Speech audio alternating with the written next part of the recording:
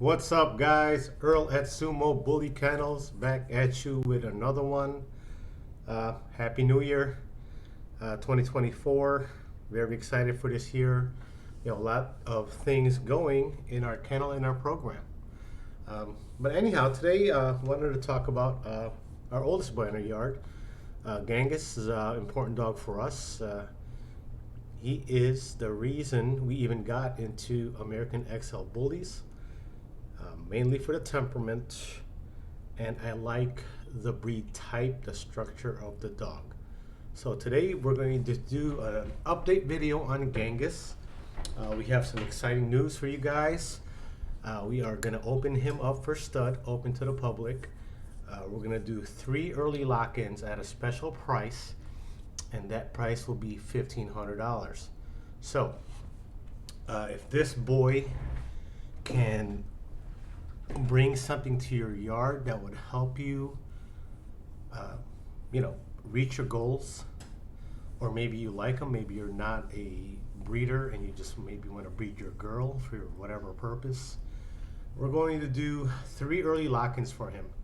And for those of you who don't understand what the terminology is, 3 early lock-ins means for 3 breedings to approve females, we are going to charge basically like an introductory rate of $1,500. So with that said, let's go over him. Here he is in the picture. Let's go over a few stats. So he is currently to the withers. Follow my arrow. He is 23 to the withers. Now his head size is, I just measured him today, he is 26.5, the head circumference. His neck size is 25, so his neck's about 1.5 inches smaller than his head. His back length is 24, so from the tip of the shoulder blade all the way back to where the base of his tail begins is 24. So basically he's 23 tall to the withers, 24 to the back where the tail starts. And that is important because for you guys that are breeding who don't want a long dog, that's a plus for you guys. So recap: head 26.5, neck is 25, height 23, length of back 25. Nope, sorry, 24. Incorrect. That is 24. Anyhow, so let's take a look at some individual pictures of him so you can kind of check him out. Let's start with this guy right here. Minimize that, expand this. Okay, that's kind of the cover photo I was working with. Right there, you see him. Handsome Genghis. Let's look at another shot. Let's go with G1. G1 it is. There it is. So that length, so for you guys who are not sure, not breeders, and just like to listen to our content, the height of the dog is measured from the ground all the way up to the base of this top of the shoulder right here, and that's what's referred to as the withers. So height is floor to the withers, or the back right here, and then a dog's length goes from the withers right here all the way to where the tail starts. So he is 23 by 24. So again, he's not a lengthy dog by any means. Let's see here. See if I can show you a better picture of that. Minimize this one, expand that one. There you go. Get a good look at him there. Okay. Let's do a side-by-side shot.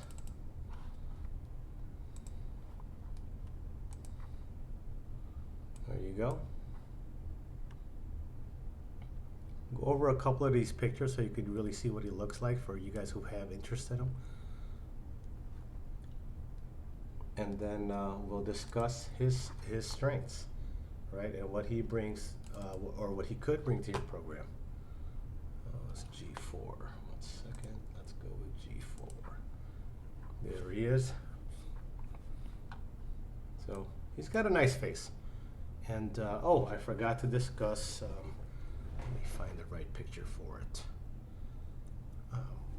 The head and the face. So that's one of his things, is that he does have a nice face. Look at his jaws right here on the side.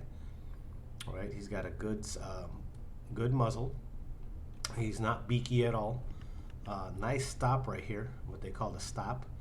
That's right where the nose, and it goes up to like the forehead, nose to forehead space. That's called the stop right here, and this is big old noggin.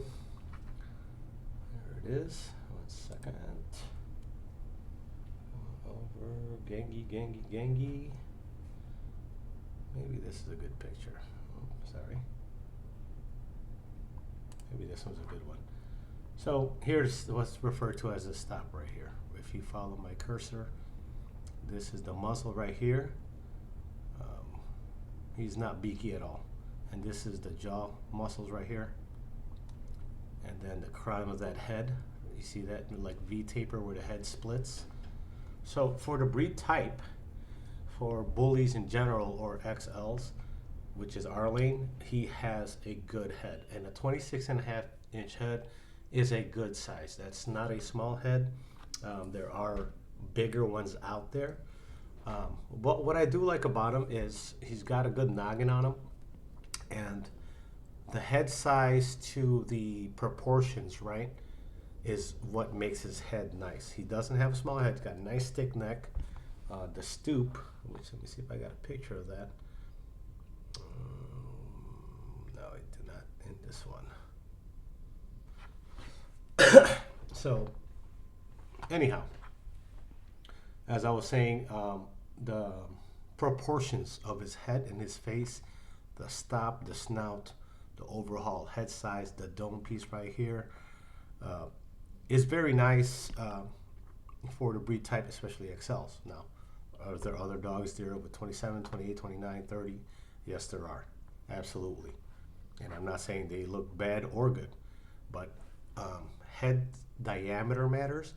But it's also like you could have a dog with, like, let's say a 29-inch head, but then he's got a really long muzzle, like what they refer to in the industry as a beak. That's not good either, right?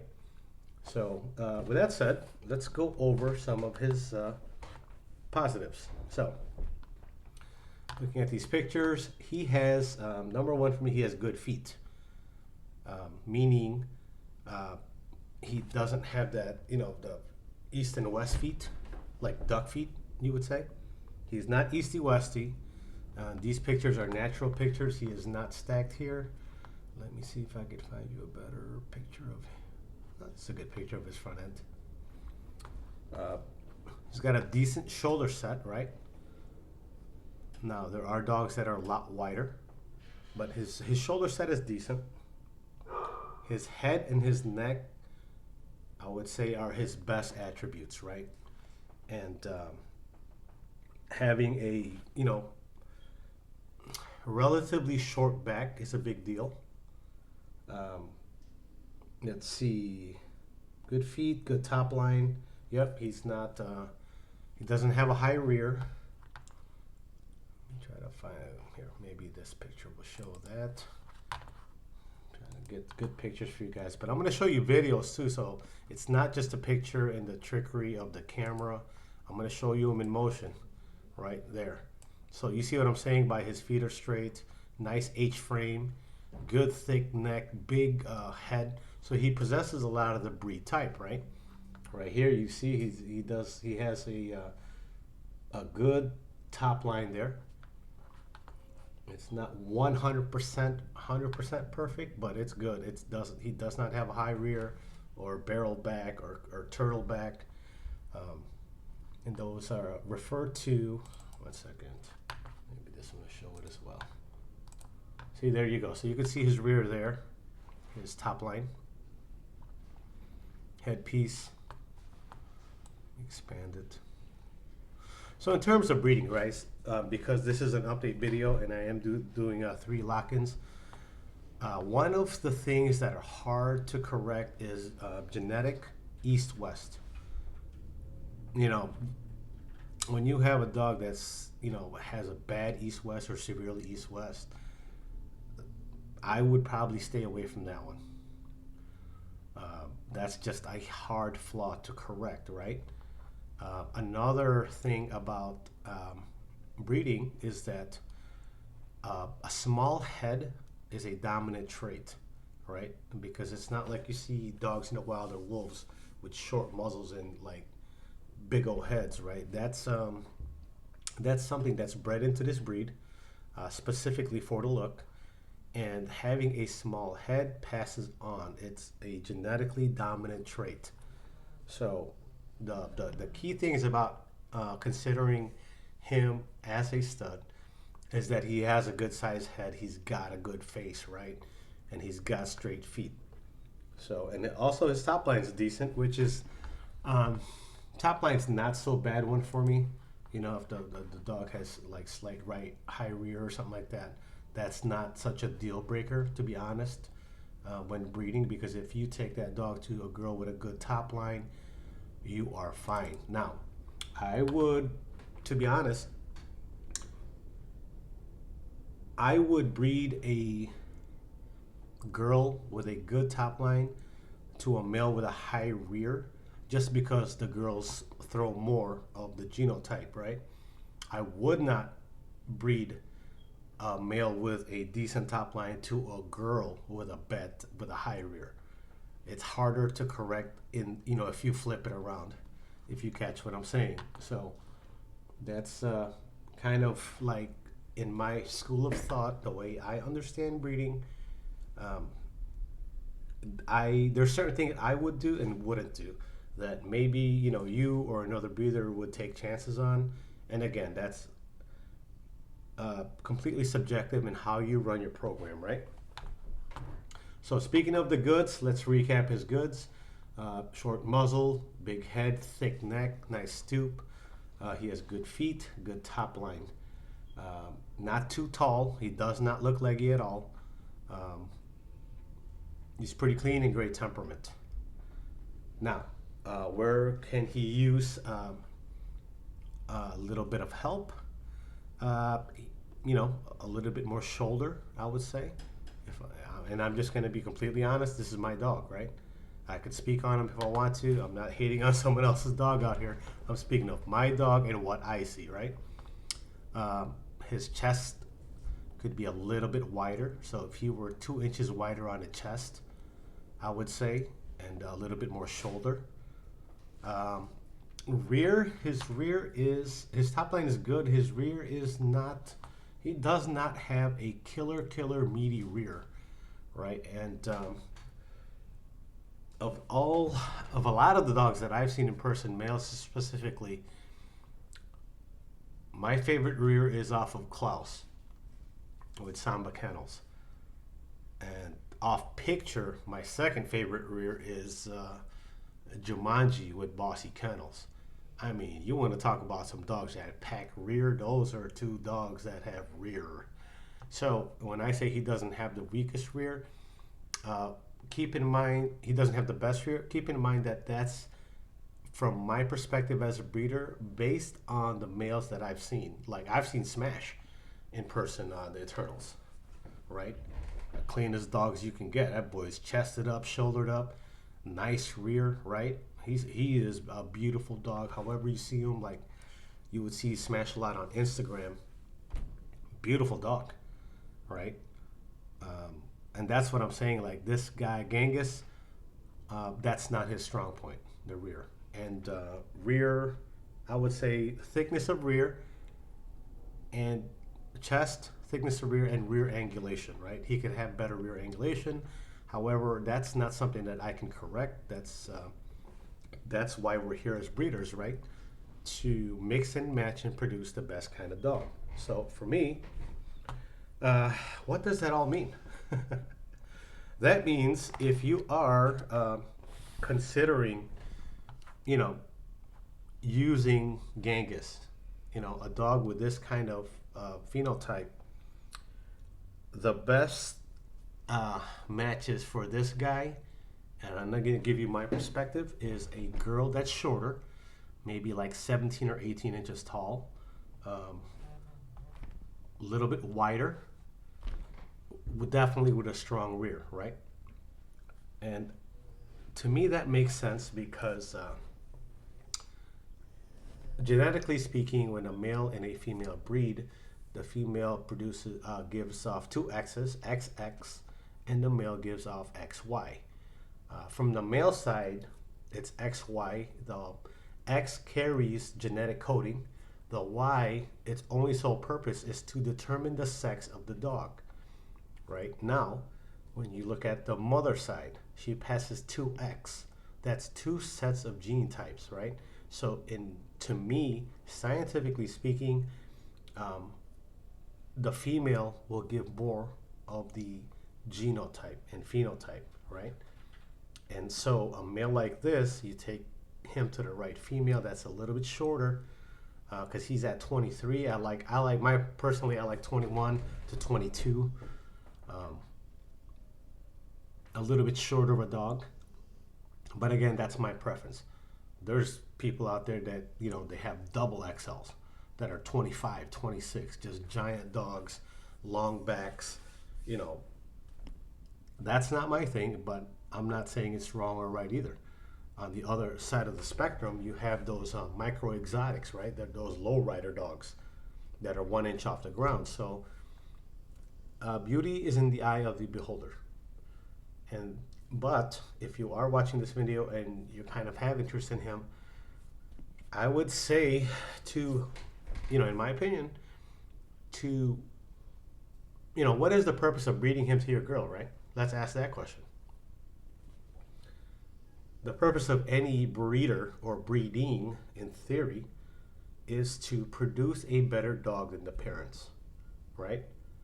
You don't want to just create something worse or something equal to, right? The purpose of breeding, line breeding, outcrossing, is to level the breed up, improve the breed standard, the breed health, the structure, the phenotype, the genotype of the dog, so that we have healthier, bullier looking dogs, right?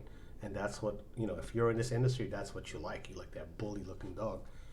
So if you have interest in this dog, for me, your best match, shorter girl, wider girl with a thick rear. Her head can be, not so big. He's going to carry the head and the neck size. But definitely imagine this dog 1 or 2 inches shorter and 2 inches wider, right? You're talking about minuscule numbers on a 120-pound dog, but then all of a sudden he looks completely different. So with that said, my recommendation, if you have interest in Genghis, if you have a shorter girl, and he is a tri-piebald, black tri-piebald is what his color is. He's 120 pounds, 25 months, and his bloodline, his dad is off of Pro Bulls, and his mom is, half of her is Bossy. The other one I'm not too familiar with, to be honest.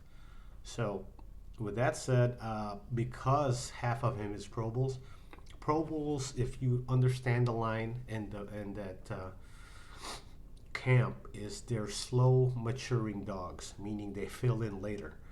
Some dogs, in the first 12 or 14 months, they top out and that's it, right? That's what they're going to look like, and they blossom very fast, and then they're stagnant. They stay there. Pro Bulls, because of that size, the way they develop is slowly, right? Because it's such a big dog. And so it's increments of changes, subtle changes, before the dog fully matures. And so because he is half Pro Bulls, I'm going to say he's going to hit his full maturity at 3 years. He's 25 months now. So another 11 months, you might see some subtle growth and maturity in him. That's going to get him to his full, potential, is what I would say. So with that said, let's see, did I cover everything? Early lock-ins, I'm doing 3 at 1,500. I went over his head size, neck size. Head size 26.5, neck 25, height 23, back length 24 inches, weight 120. His strengths: head, feet, neck, temperament, top line. Where he can use some improvement is the rear thickness and rear angulation, and a little bit wider up front.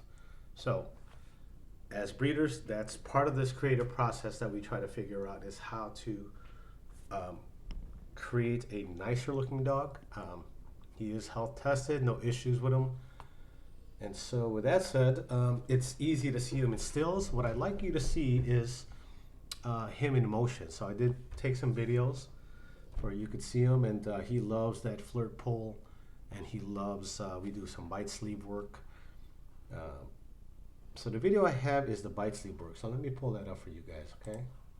Give me 1 second here. Here he is on the website. I gotta update his pictures.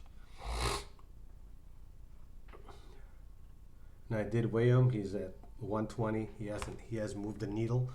But my dogs aren't really, you know, like, I don't chase the weight. So that's probably one more topic I can cover, because I could put on an easy 6 to 8 pounds on him. He can carry that 6 to 8 pounds easily. And the reason why is I feed all raw. And so my dogs stay leaner.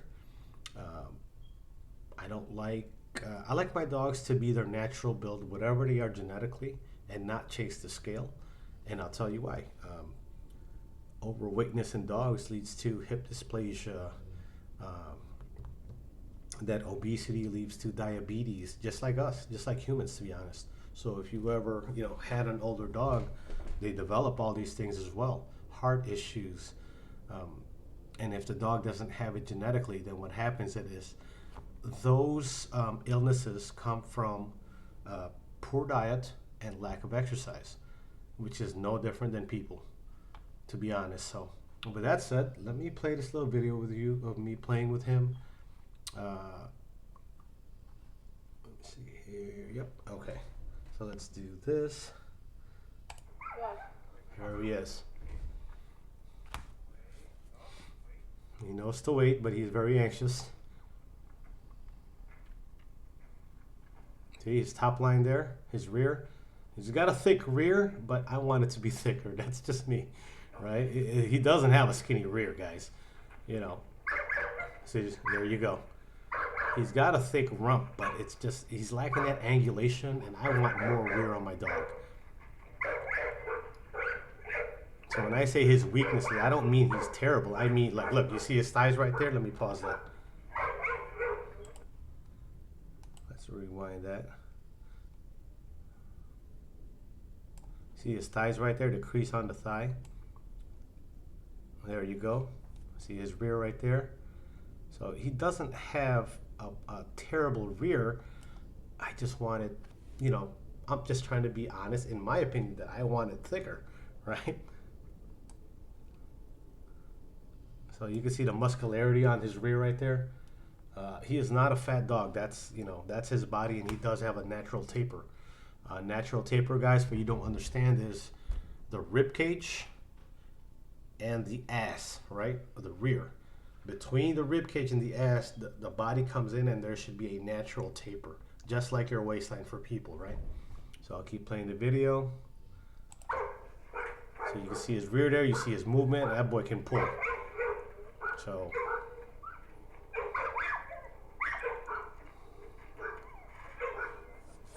there he is. He will work for me. See his top line right there, natural top line, no stack. This is him moving, right? When I tell you he has a solid top line and he's not high rear, this is what I'm talking about. I'm showing it to you. Look how thick his neck is right here, right? His head and his chest. I mean, he's got a decent chest. He's not as wide as I'd like him to be, but look at his neck, right? Look how thick that neck is in that head. Oh shoot, sorry. And I took this video just so you guys can see like how the dog moves, how he works. Like, this is not a non-functional dog. See that? Boom, he'll go get it. This boy will work. Like, he'll get after it. This or the flirt pull. So he's got some dig to him too.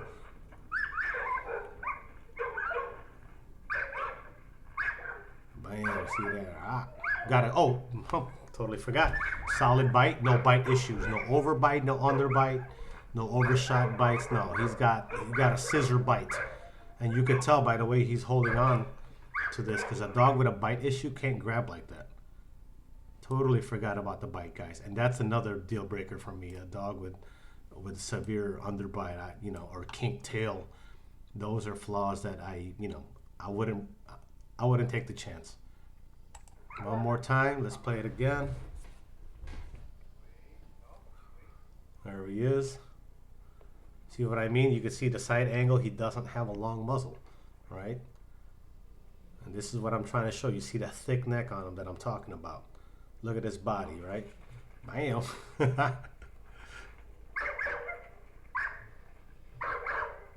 And he does have a scissor bite. That's a big thing. For me, there's like 3 big things I'd be worried about breeding to. Overbite, underbite, kink tail, or, like a severe east-west. Everything else, pretty manageable, if you understand the COI of a dog, the COI of a dog, where it comes from. So you can see his rear there. I wish he had a little more angulation on the rear, but it's not terrible, I'm just being very picky. So, and again, that's my perspective, and he's my dog. I can speak on him. 1 second. All right. So you see him there. Here's a close-up. You can see his head and his bite right there. All my other dogs are going crazy. They're like, we want to play too, Papa. There he is. See? I'm trying to show you that rear right there. Definitely has good pull to him. So I'll play this one again. This is a 15-second clip. And this is our big baby, by the way. We love this guy. He's the only dog allowed in our house. Seriously. There he is. 25 months old. He knows the program. Got a good grab to him. So anyhow, let me minimize that.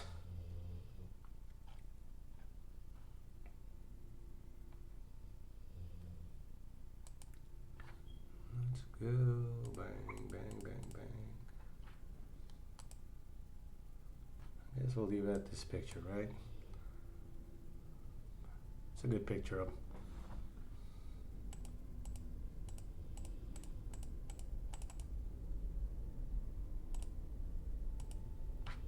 Well, that's a terrible angle. There you go. So, there he is. Let's see. So yeah, I guess the only thing I didn't talk about was his bite. He's got scissor bite. Really, that's it. Good boy. Again, our oldest dog in our yard. He is the reason we even got into American Bully XLs. Love his temperament. He does sleep inside, and his mom spoils him. He gets to go inside. He gets to sleep inside. Doesn't jump on furniture. Doesn't chew anything, and will whine and scratch the door when he has to use the bathroom. So he is a true gentleman inside the house. I love that. Very, very good family dog for us. In fact, he's my wife's favorite. My wife's aunt, who helps care for the dogs when we're out of town, this is her favorite dog. So, very good. He's got a very good temperament. Very good toy drive. Very good food drive. Loves going on walks, man. This guy will walk for you for hours. And typically in the summer we do that. But let me zoom in on the head one time, so you could see like the breed type that I'm talking about. See? See this crowning on his head right here, what they call that split right here, the forehead, the jowls right here, the cheekbones, the jowls right here, nose, muzzle, the stop right here. And this is what I'm talking about, guys, is just having that thick neck right here. The stoop of the neck is what they call it. Yeah, handsome boy. And definitely not going nowhere. He's part of our family and part of our kennels. So with that said, guys, that is our update on Genghis Khan. If you do have interest, go ahead and leave a comment below. Otherwise, you can hit us on our website and do a filler form. If you don't like that, if maybe you're an Instagram person, go on Instagram and just straight DM a Sumo Bully Kennels. It's the same thing on Instagram as it is on YouTube. In fact, below you'll see in the links is our Instagram link and our website link. In the whatever we call that, the comments, not the comments, information section or whatever. I'm not very big Facebook person, so I think we have one. I'm sure we have one, but I'm not that active on Facebook, guys. And truthfully, I'm not very big social media person prior to getting into the kennels, and but I like it now. You know, it has grown on me, just because I connected with so many good people, so many dog people. Good people, man, give you great advice, and a lot of people to become friends with and learn from. All right, and that's really what it's about, is that giving and receiving, and just as a community to help each other. So anyhow, Earl at Sumo Bully Kennels. This episode is a Genghis update. We're running a special on them for 3 stud lock-ins at $1,500. If this boy can bring substance to your yard, improve your yard, or you like them, hit us up. Let's make it happen. All right, I'll catch you guys on the next one.